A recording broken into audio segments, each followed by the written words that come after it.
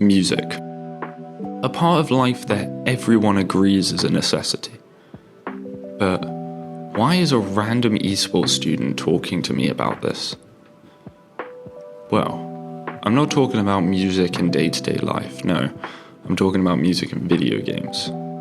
Now, some of us like our good old funk, some of us like our soul music, some of us like Taylor Swift and Meghan Trainor and all that. Oh god. But the music I'm on about is the music that gets you into a feeling when in a boss fight, or in a transitionary phase in a Destiny 2 raid, or the Fortnite lobby music. Now, yeah, I know. It's probably not the best topic that I should have picked when doing this project, but it's a part of gaming that I am passionate about, that I love dearly.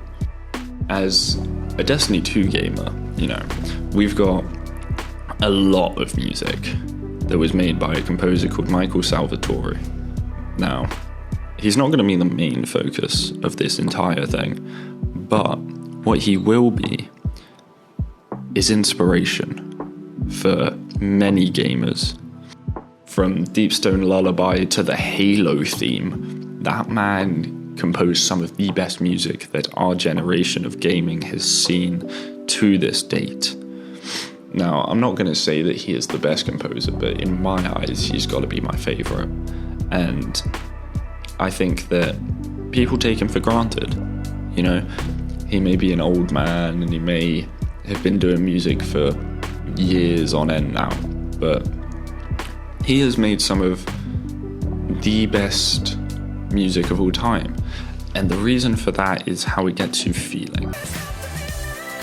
Nothing is better than opening up the original Halo and listening to that theme for the first time yet again after years of not playing. Whether it's your first time doing the Deepstone Crypt raid in Destiny 2 and hearing Deepstone Lullaby just as you've defeated Atrax 1. Now, if you know anything about Destiny, we technically didn't destroy him, but besides the point, that's not part of this. Now, I believe that music is something that either calms you down or gets you in the feeling for a specific event or thing that's about to happen to you. And I think Destiny 2 has the best, if not the only visible way of proving it. As the Taken King, Beyond Light, all of the DLCs have a piece of music from Michael Salvatori which will always make someone feel a certain type of way.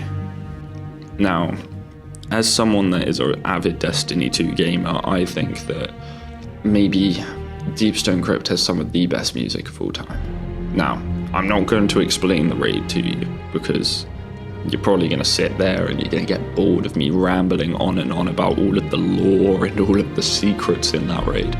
But the main part that gets me every time when I do it with new people is when we're doing the jumping puzzle, where you have to transition through space on this space station that we had never seen before, this secret place that we had only heard of, and we were finally on it. We have just defeated one of the hardest raid bosses to ever be known in the game.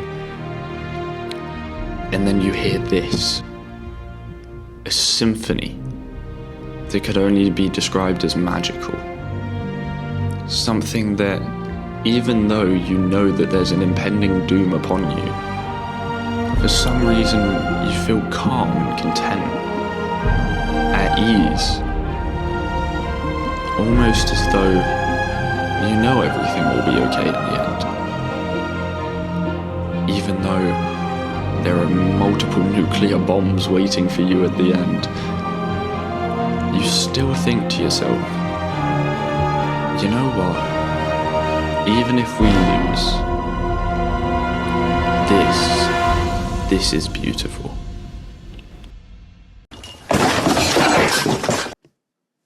Community support. Now, I know that music isn't necessarily always taken from the community, but sometimes people do covers of music. For instance, Jay Schlatt, popular streamer and YouTuber, did a cover of a few Frank Sinatra songs, such as My Way, and a few others here and there. And there was one example from the original Destiny that, got put into the game after a while, for a boss called Sepiks Prime.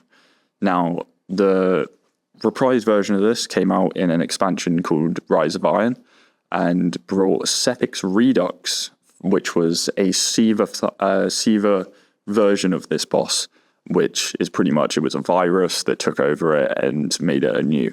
I will play the music now for you guys to hear, and I just want you to listen to the original and then listen to the new one and hear why they did this.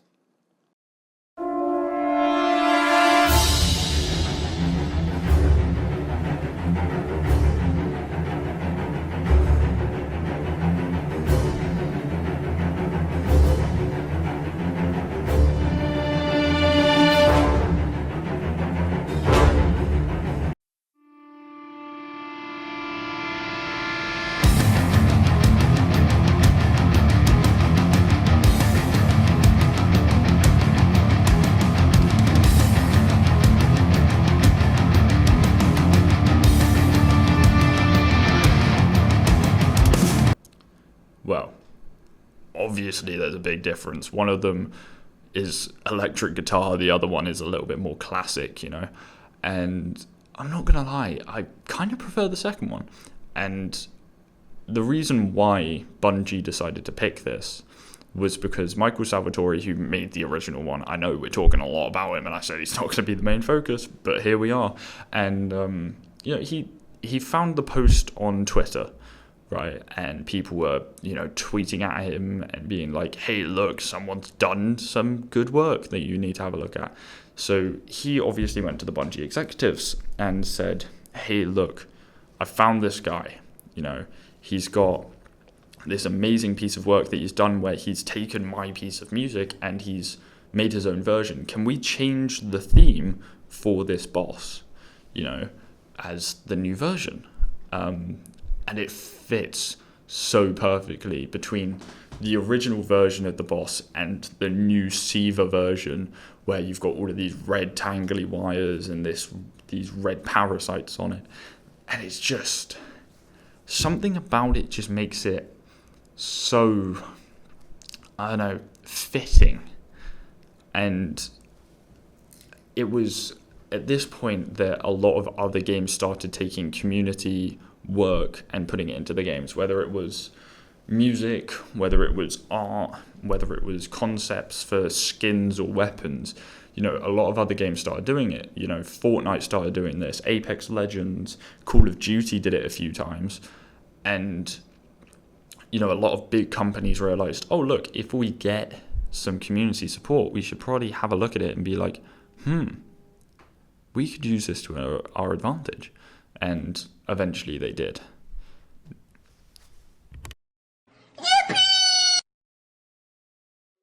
I apologise that you had to sit through all of that, but this is the conclusion, so it's just about to end.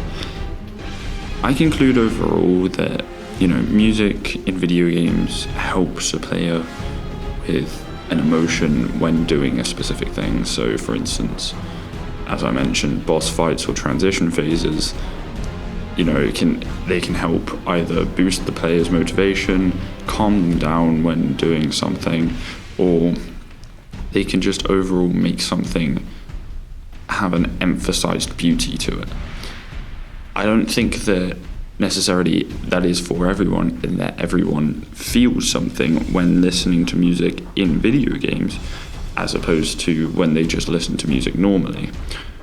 But I do think that music as a whole does help with the factors in games.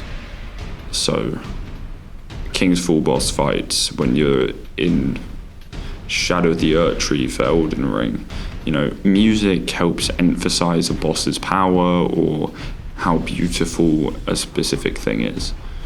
And I think that overall there's an unrivaled power that has to be done just right, because if you put Sneaky Snitch over like this menacing boss, they become slightly less menacing.